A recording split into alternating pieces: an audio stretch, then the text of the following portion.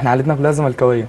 نكر جميل أخوه وقطعه بعد ما مضى أول عقد في حياته. مشوه من الدنمارك عشان ما بيعرفش يتكلم إنجليزي لأن تعليمه كان مجاني، وباع الزمالك زي ما باع أخوه عشان خاطر القلعة الحمراء.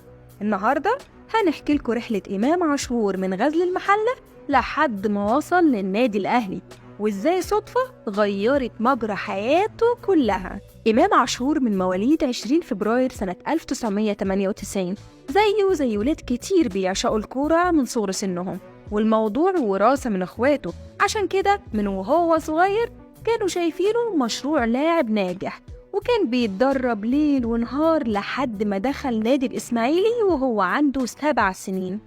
أما حازم أخوه كان وقتها بيلعب في غزل المحلة، وتعدي السنين وإمام يكبر وحب الكورة يكبر معاه. وفي يوم حازم أخوه اتصاب إصابة بالغة جدا وبقى ماشي بعكازات، والمسؤولين في الفريق وقتها طنشوه، ومحدش سأل ولا اهتم هو هيتعالج ازاي.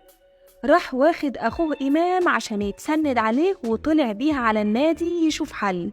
وبالصدفة وقتها إمام لعب كورة مع براعم المحلة لحد ما حازم يخلص أموره، وشافه وقتها عمر عبد الله رئيس قطاع الناشئين، وكان راسه ألف سيف إنه يضمه للفريق. لكن عقبال ما اتناقش في الموضوع ده كان حازم خد أخوه ومشي. عمر خد بعضه وطلع على السنبلاوين عشان يقنع أبو إمام إنه يمضي العقد، لكن كان رافض تماماً. إزاي إمام هياخد مكان أخوه حازم في مكان مش راضي يعالجه من الأساس؟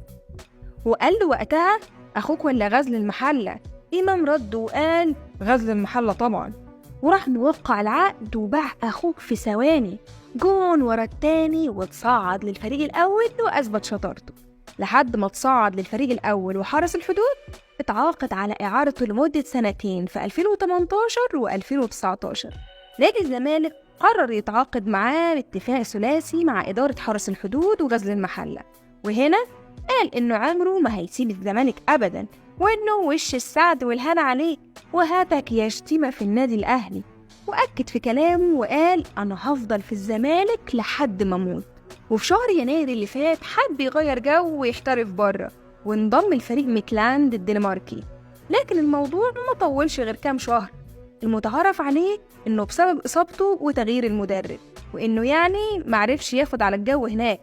لكن مصادر مقربة منه أكدت إن السبب إنه ما بيعرفش يتكلم إنجليزي.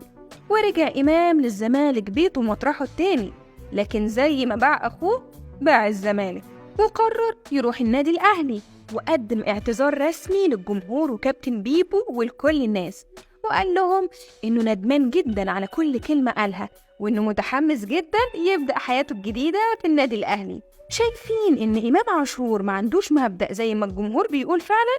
وهل المفترض يعتبروه خاين، ولا حقه إنه يبص لمستقبله أيا كان السبب؟ شاركونا الرأي.